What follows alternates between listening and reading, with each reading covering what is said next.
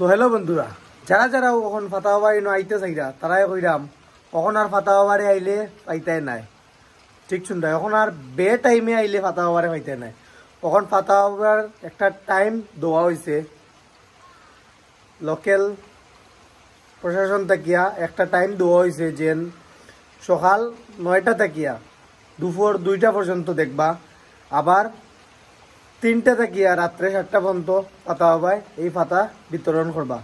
এটাও কইরাম যদি বে টাইমে আইন তে ফাতা পাইতাই নাই, এটা টাইম বুঝিয়া সময় বুঝিয়া আইবা, যাতে লাইনে দাঁড়াইয়া আপনারা ফাতা গ্রহণ করতে পারেন। ভিডিও ভালো লাগলে লাইক কমেন্ট শেয়ার করে দিবা।